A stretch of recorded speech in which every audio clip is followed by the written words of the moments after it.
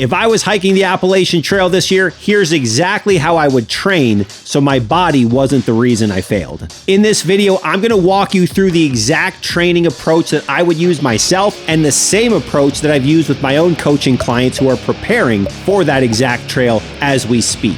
And if you're new here, my name is James Appleton. I'm a licensed hiking guide and a strength coach, and I've helped hikers all around the globe build strength, endurance, and confidence on the trail, not just to hike harder, but to show up stronger in everyday life, because that's what it's all about. Before we dive in, click that subscribe button so you don't miss any more videos. And now, before we talk training, let's address a common misconception within the hiking world. You see, most people preparing for the AT, they spend months obsessing over gear, backpacks, and ultralight this, ultralight that, and then they show up with a body that's completely unprepared for the trail. Now, here's the reality that most hikers don't like to hear. Your gear is irrelevant if your body can't handle the trail. Your legs, your joints, your lungs, your mindset, these are the most important pieces of gear that you're going to bring with you out there. So you should be investing your time, your energy, your efforts into that. And if you don't, you're going to fail. It doesn't matter how dialed in your backpack and your gear is if your body can't handle it. And here's another misconception and very bad advice, and you'll see it in my comments on my YouTube videos. You've probably heard people say this before, especially on Reddit. Just go hike more. And while technically, sure, hiking can prepare you for hiking. No one's going to say it's not. But that advice only actually works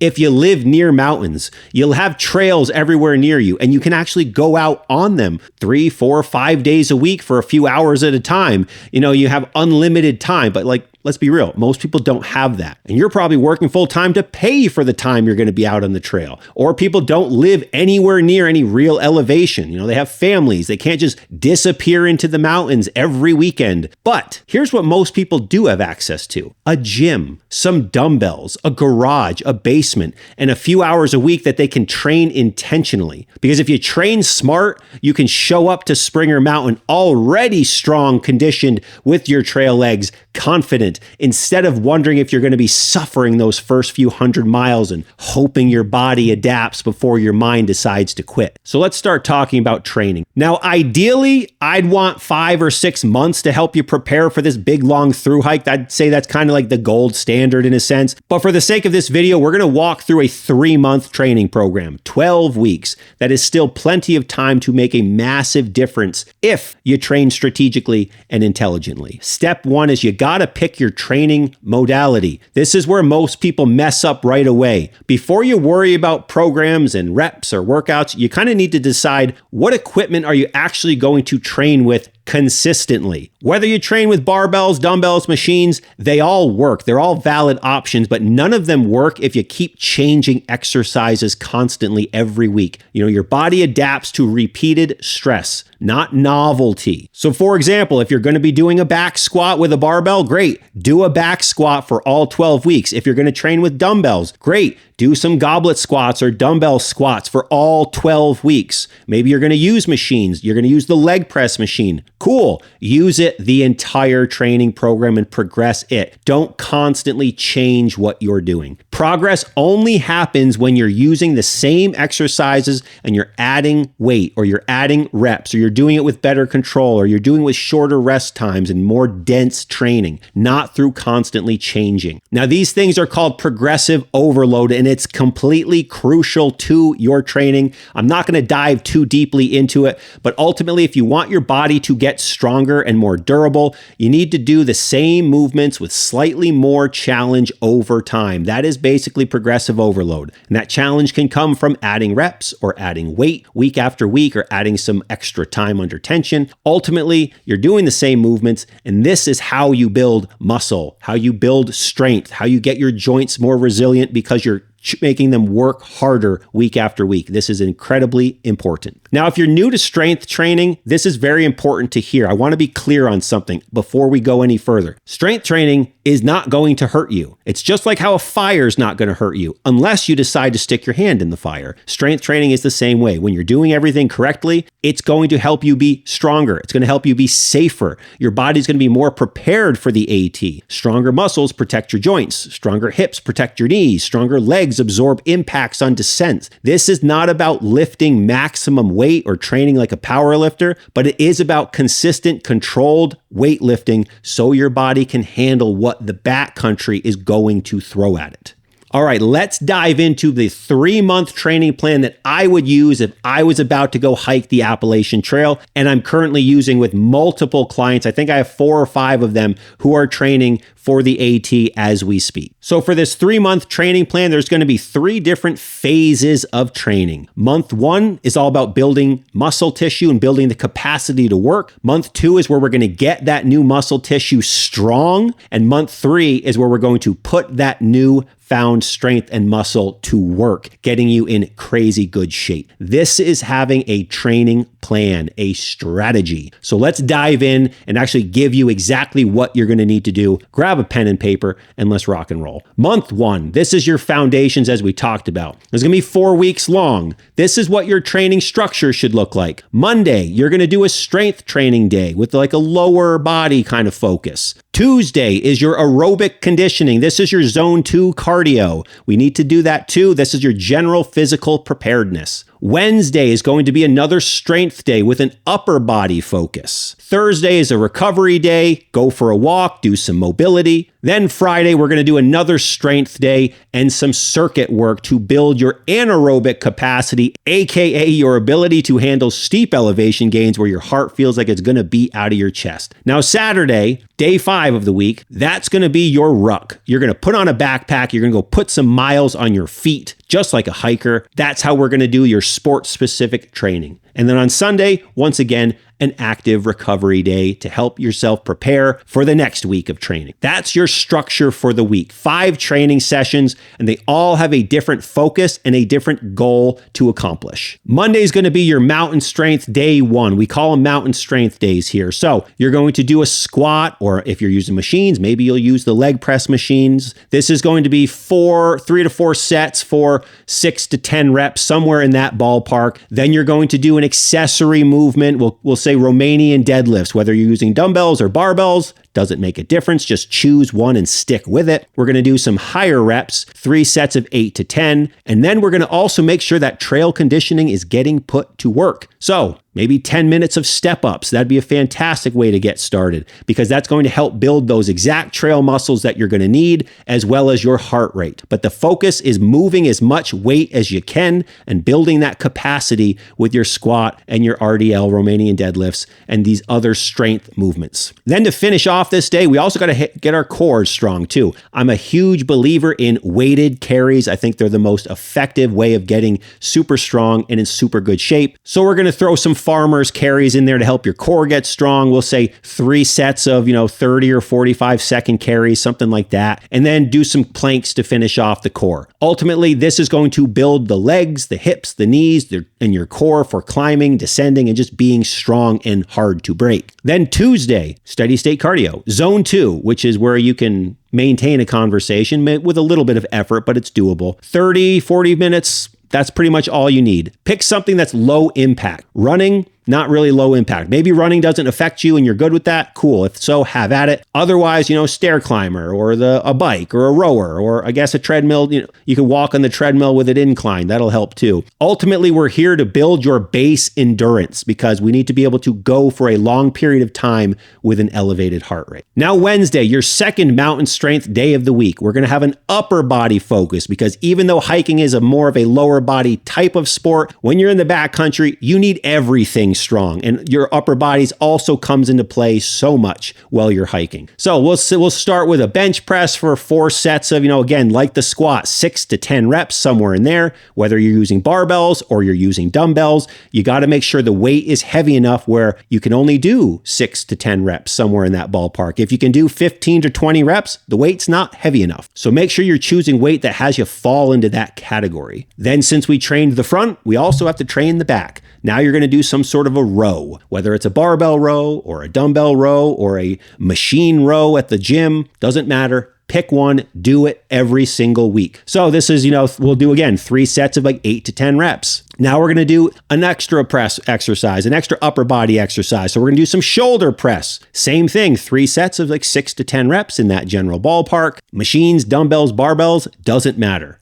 And you're going to finish this day with some more conditioning work with a carry. I like suitcase carries for hikers because they're phenomenal. You pick up one heavy dumbbell and you walk with it, but you brace your core because you're going to make sure your core gets strong. Do that. Do 4 sets of 30 seconds on each side. So 30 seconds with your right, 30 seconds with your left. That is a great way to build a bulletproof core, which is going to be very important to hold that backpack. And then we'll have a day off on Thursday where you're still going to go for a walk and recover and do some mobility work. But then mountain strength day 3 on Friday. This is where we're going to turn you into a badass on the trail. So we're going to start with some sort of a deadlift. I'm personally a big fan of the trap bar deadlift. I think it's the best exercise for hikers, period. Once again, barbell, trap bar, dumbbells, they all work. Pick one. And then from here, this is where you're going to build your anaerobic conditioning and your real trail badassery. You're going to do a circuit involving different exercises that are body weight exercises and using dumbbells. This is where we're building your athleticism,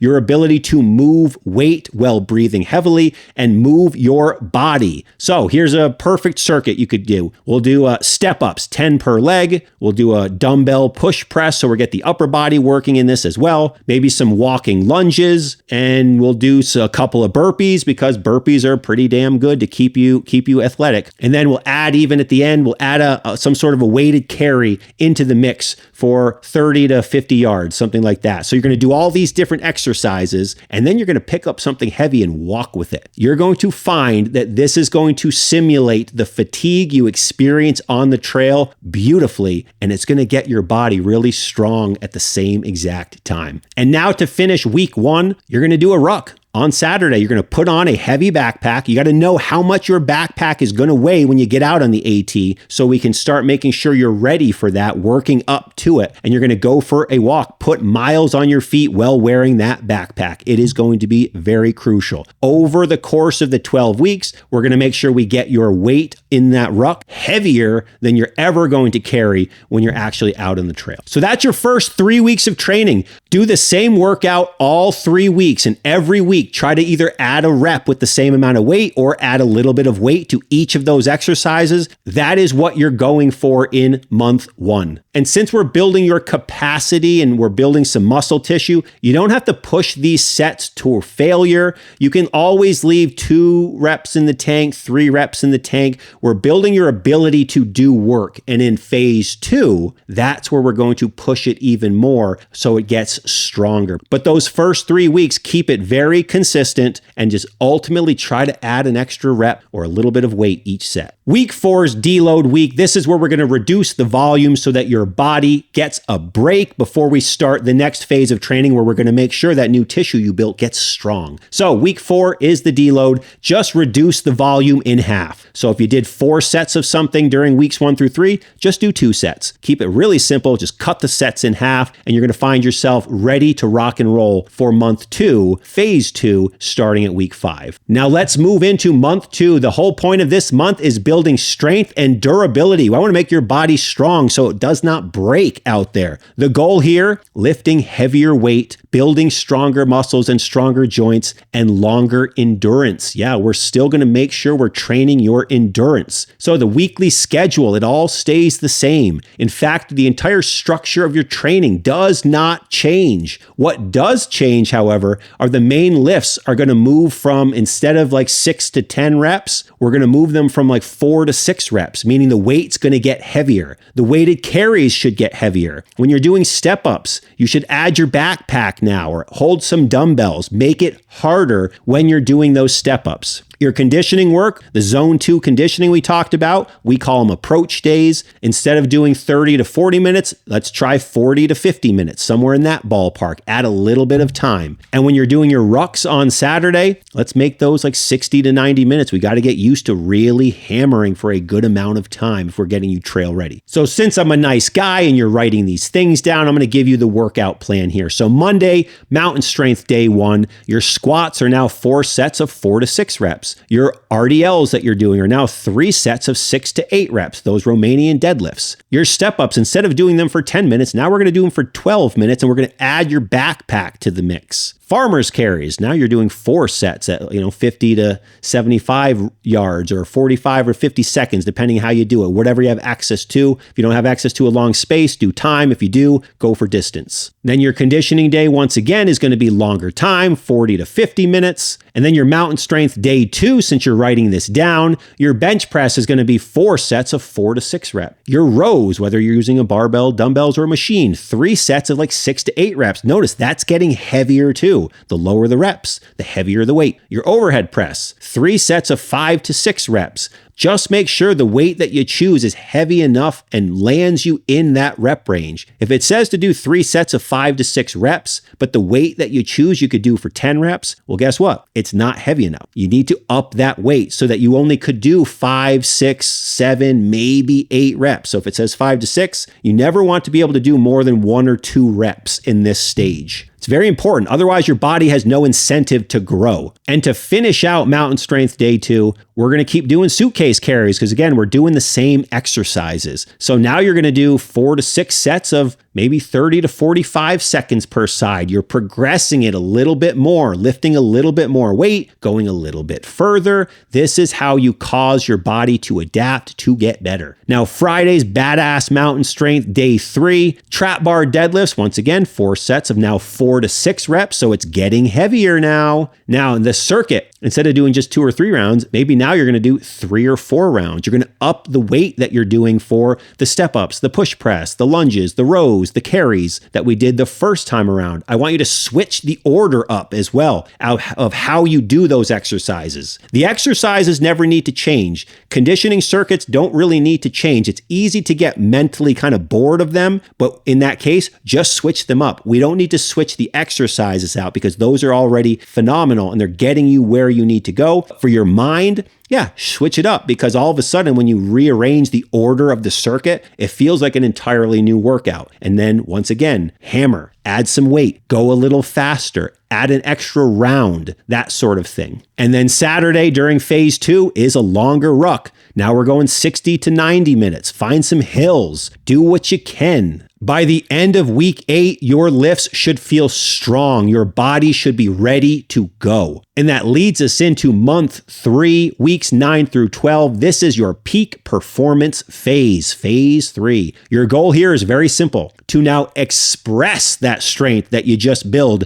well fatigued. This is how you're going to build confidence for days when you're out there. Once again, the weekly schedule is going to stay the same. What does change is we're going to actually slightly switch up the main lifts, but where we maintain your strength, but in like a different sort of element. And I'll get to that in a second. But the movement itself is going to stay the same. The density is what is going to increase, meaning the rest times are going to go down. You're going to be doing more work in a short period of time, which is why your heart rate is going to be elevated tremendously, but you're going to be ready for it. You're going to be doing some longer conditioning work. Your rucks are going to get longer. You're ultimately going to get yourself freaking mountain ready, and it's going to be exciting. All right, phase 3, day 1, Monday, your mountain strength day 1 day. This is our squat day. So squats are now 3 sets of 3 to 5 reps. Notice the reps are heavier, but the sets are less. But I want you to do a bit of a variation for this squat. I want you to do pause squats where you squat down, pause for 2 or 3 seconds, and then explode up with the weight. So the weight might be slightly less, but it's still going to train you heavier, but you're doing this in a way that is going to translate super well out there. So slow squats down, pause in that hole at the bottom, 2, 3, 4 seconds, and explode up. You're going to see that that's really going to get you very trail ready. Now your RDLs, because again, we're trying to maintain strength here.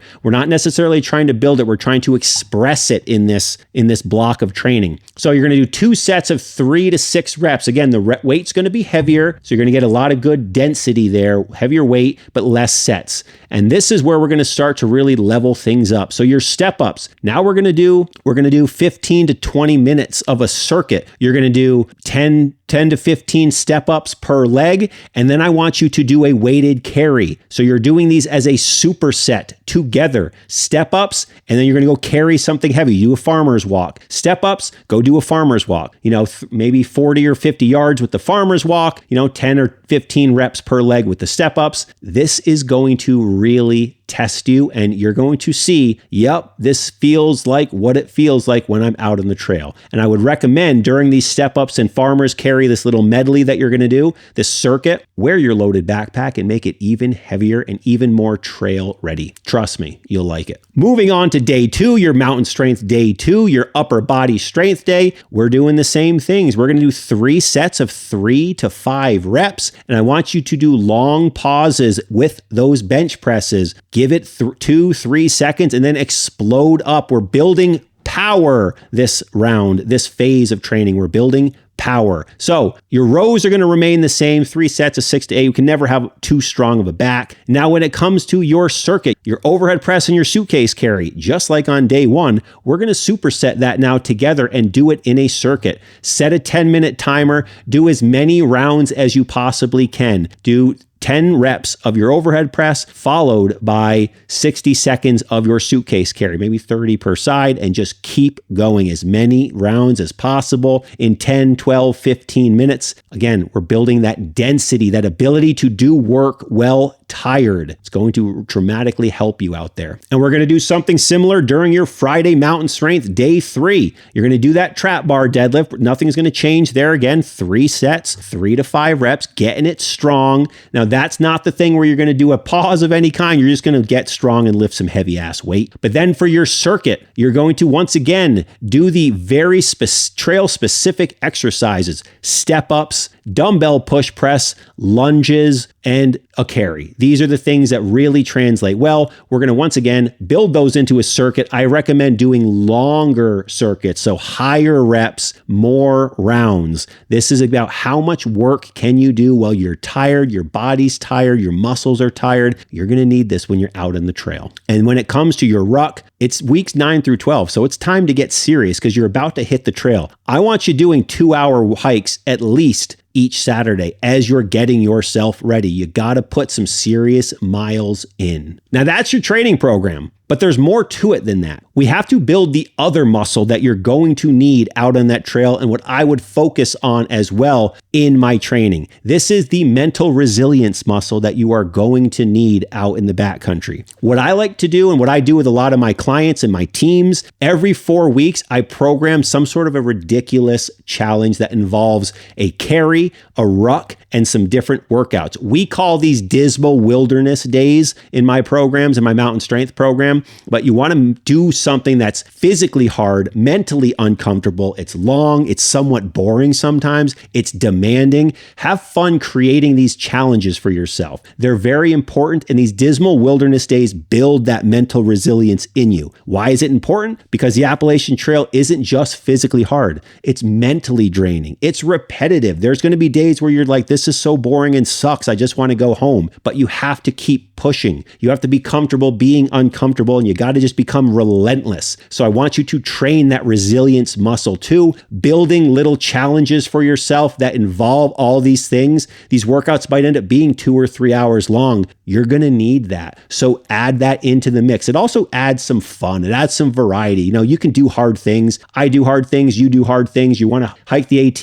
It's a really hard thing. So add those little dismal wilderness type challenges into your training and you'll have a great time. Now, if you follow this plan and you progress the weights the way I said, and you focus on making sure the weight's heavy enough and all the things we went through in this video, I guarantee you will show up at Springer Mountain dramatically more prepared than 99.9% of those first-time thru-hikers you're going to see on the trail, and as well as seasoned thru-hikers. I can guarantee it. Now, if you want my help building a plan like this for you, for your timeline, your equipment, your body, and making sure you're not guessing your way in your training, book a call with me. We'll hop on a call. We'll figure out what are your goals, what are you trying to accomplish, what do you got going on, and we'll make sure that we have a plan built and tailored for you, for your life, for your schedule, so that you show up at your hike strong, confident, and ready for the task. Head over to seektodomore.com, book a call with me. I'll see you on the call. And once again, that is how I would train for the AT.